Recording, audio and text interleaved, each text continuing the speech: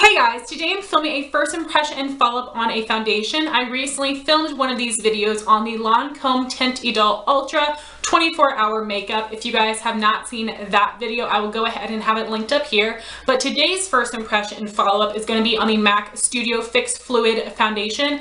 This is not a new product. This has been around for years and years and years. I've heard a lot of people talk about this on YouTube, but I've heard very mixed opinions because MAC Cosmetics complexion products have been known to break people out. I do not have sensitive skin, so I am not worried about it breaking me out, but of course if it does do that after prolonged use, I will let you know. This foundation retails for $28 and this is available wherever MAC is sold. So on the MAC website, at a MAC store, Ulta website, Nordstrom, Macy's, Belk, Dillard's, Bloomingdale's, in-store and online.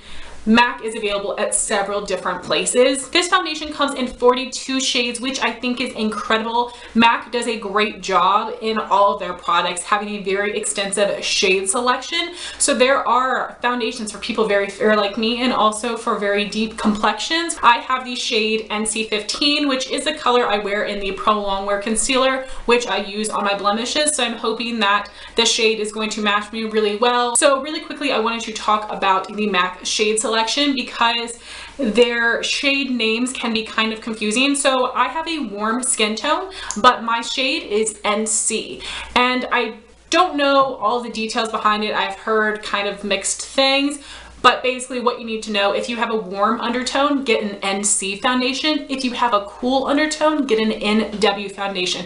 Of course, you can go in store and they can match you and help you find your shade, but that is definitely what I recommend. Also, MAC shades are very extreme with their undertones, especially for the deep complected foundations. They are really orange, really red, really cool tone. So if you are a deep complected gal or guy looking for a MAC foundation, I definitely recommend going in store and trying to swatch them, get some samples, because the undertones are really intense. So I'm going to be reading you the claims from the MAC website. It says this is a modern foundation that combines a matte finish and medium to full buildable coverage with a broad spectrum SPF of 15. This applies, builds, and blends easily and evenly. Comfortable and long wearing. It helps minimize the appearance of pores and imperfections, giving skin a smoother, more flawless look and finish. So for their key claims and benefits, it says it is long wearing, and then it specifically says 8 hours.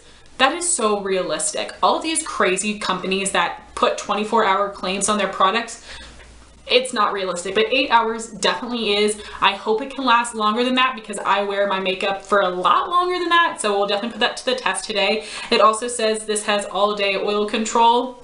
We'll see. It is oil-free, sweat and humidity resistant. It is for all skin types. It is dermatologist tested and non-acnegenic, whatever the crap that means. So now for the packaging, MAC keeps their products really simple, which I love. So it just has this glass packaging, which of course is clear, so you can see the actual color of your product. On the top is this really nice soft black top, and then on the bottom is a sticker with your shade name. This foundation does not come with a pump, but you can buy a pump to go in this, and I think the pump's around $6 or $8. I didn't plan on purchasing the pump because I'm hoping this will match my shade, and then I can just use the spout to apply it if I don't have to mix it. So we'll see. If the color isn't good for me, then I might end up buying a pump, but it's nice that there is that option out there, but I do wish that it went ahead and came with one. So now getting on to the application, I'm going to apply the foundation on this side of my face using the Real Techniques Miracle Complexion Sponge, and I'm going to apply it on this side of my face using the Beauty Junkies Flat Top Kabuki Brush. I want to test two different applications to see which I prefer and how it affects the coverage. So I am just starting out with clean skin. I have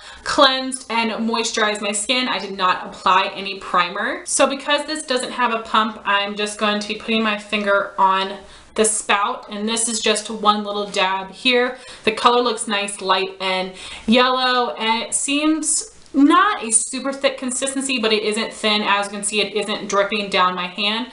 So I'm going to go ahead and dot this on my skin. Yeep, I'm so excited. Ugh. So far, this is already looking better than the Lancome foundation, if you guys saw that review, shade-wise at least. I definitely think this has a strong scent to it, It isn't the most pleasant, but it isn't terrible either. I think I'm definitely going to get used to it the more that I wear this. So now that we have that dotted all over my skin, I'm going to go in with my sponge and blend it out. I have really high hopes for this foundation.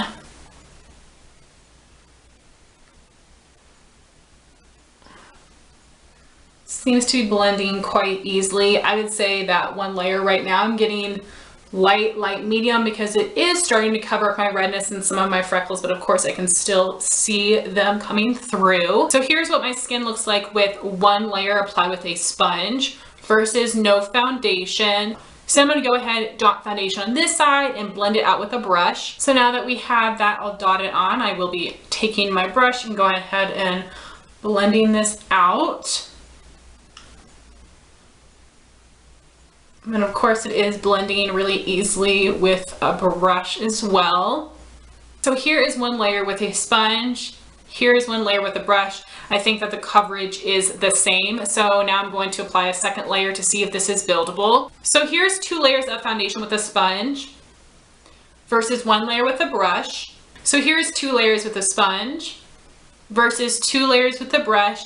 I think the coverage looks about the same. I am somewhere between medium and full coverage right now. It is evening out my skin tone. I am still able to see a little bit of redness and freckles, but I can go back in with some concealer or just some more added product right in that area if I wanted to build it up, and I think I should have no problem, but I'm not going to be doing that today. So far, I'm really happy with the color and the coverage. Way more impressed with this than I was with the Lancome foundation so far. So I am going to be applying some concealer under my eyes, and I'm going to set my face with the RCMA No Color Powder, which is not going to give me any color coverage or mattify me. It is just going to set this foundation so it's no longer tacky. Right now it is 10:30 a.m. I'll be checking in with you guys in 4 hours. Hey guys, I'm back for my first check-in. It is 2:30, so I've had this foundation on for 4 hours. So I think that this looks pretty good. I don't think that it is oxidized at all, which is great news. I'm definitely getting oily on the sides of my nose,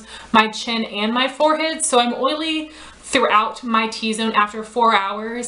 That's not bad because I'm not using any mattifying primer or powder, and it's just a little bit oily, not too bad. So I wish it kept me matte for a little bit longer, but I'm not surprised and I am okay with it. So I do think that this shade looks like a good match for me. If anything, maybe a little bit dark, but I think I can still wear it on its own and get away with it. I also really like the coverage. I do like the finish. I'm liking the way that it's wearing so far. I wanted to update you guys on the scent of this foundation.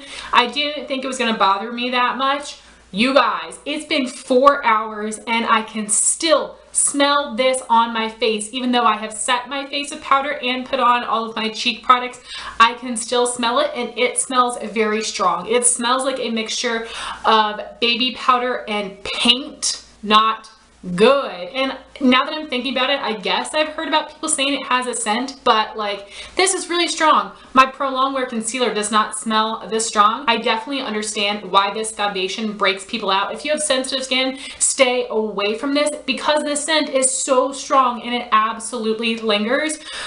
I am kind of annoyed with it. I definitely don't like it. I don't want to say that that is going to deter me from using this foundation, but we'll see. So tomorrow when I use this in my everyday routine, we'll see if the scent still lingers. I'm probably going to test this foundation for like a week straight to make up my mind, because right now the scent is absolutely on my mind and bothering me. So scent aside, I think I'm looking pretty good for 4 hours, and I will check back with you guys in another 4 hours. Hey guys, I am back for my second check-in. It is 6:30 p.m. so I've had this foundation on for 8 hours. And if you guys remember the claims, it said that this foundation was long wearing, parentheses, 8 hours. So if this is like their optimal wear time, that is fantastic. I think this looks great for 8 hours of wear. So I don't think that this foundation has worn off in any areas. This also hasn't oxidized on me at all, but I have definitely gotten really oily on my chin, my forehead, and especially this inner part of my cheek and on my nose. I am feeling really greasy, so I'm going to go ahead and blot with one piece of toilet paper.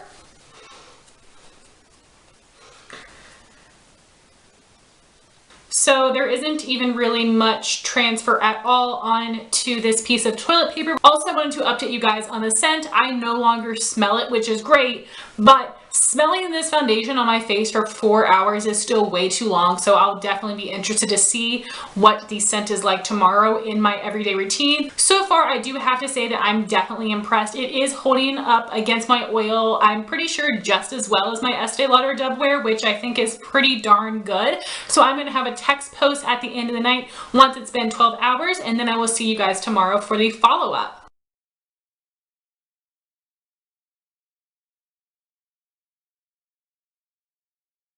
Hey guys, today I'm filming the follow-up on the MAC Studio Fix Fluid Foundation. I'm going to be inserting this product into my everyday routine so I can get a more accurate picture of how this is actually going to work for me. So starting off with primers, I'm going to be applying a mattifying primer all over and a pore filling primer in my large pores and forehead wrinkles. For my mattifying primer, I'm going to be using the Lorac Perfection Mattifying Primer. So just taking a little bit of this product, I'm going to apply this all over.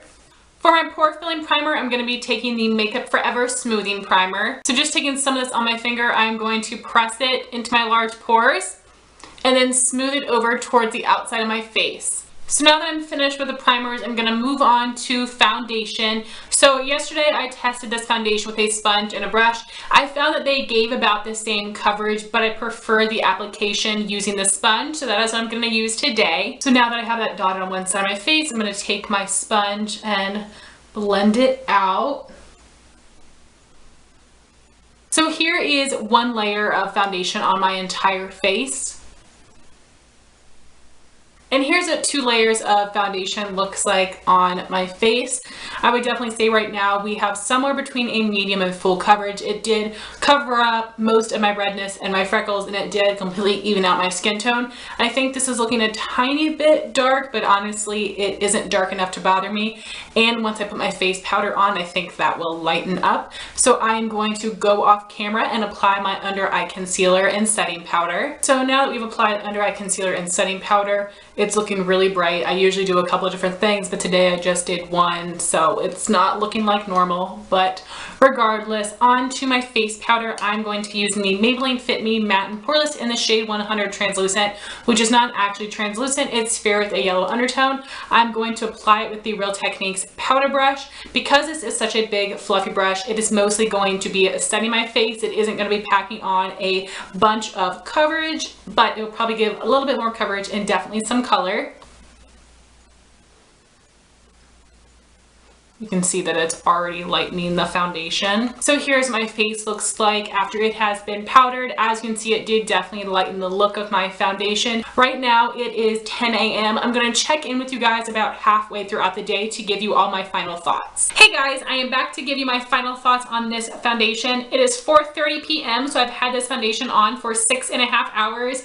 Even though I did use a mattifying primer and powder, at the 4-hour mark, I was still pretty oily throughout my T-zone. So at that time, I did blot and powder my skin with the Rimmel Stay Matte Powder. Since then, I have not touched up, and I think my skin looks great. It did not oxidize on me at all today. And for the scent, after the 4-hour mark, I wasn't able to smell it on my skin anymore, but it definitely did linger for a really long time. So for my final thoughts on this foundation, I actually really like this. I do plan on keeping this one, but I don't think this foundation is for everyone. The main reason for that is the scent of this. I definitely understand how people with sensitive skin break out from this because the fragrance is so strong. Also, if you are sensitive to fragrance or you just don't like it, this might drive you insane because it does last on the skin for such a long time. This gives fantastic medium buildable coverage. I think that it controls oil decently well. I really like the way that it looks on my skin. This is a great color match. I actually think this foundation is pretty comparable to Estee Lauder Dubwear in terms of the oil control abilities, the coverage, and how long lasting it is. This foundation is considerably cheaper than the Estee Lauder Dubwear, and this does come in more shades, but the scent might really deter you from buying this foundation. I still love Estee Lauder Double Wear. I think I like it a little bit more than this, but this is definitely comparable to it. I really like it, especially because it is such a perfect shade match for me. So I will be testing this a little bit more to make sure, but I do feel like this is a foundation I will keep in my collection until I use it up. So guys, that was my first impression and follow-up on the MAC Studio Fix Fluid Foundation. If you guys have tried this foundation, I would love to hear your thoughts on it in a comment down below. Thank you all so much for watching this video. Please like, comment, and subscribe, and I'll talk to you soon. Bye guys.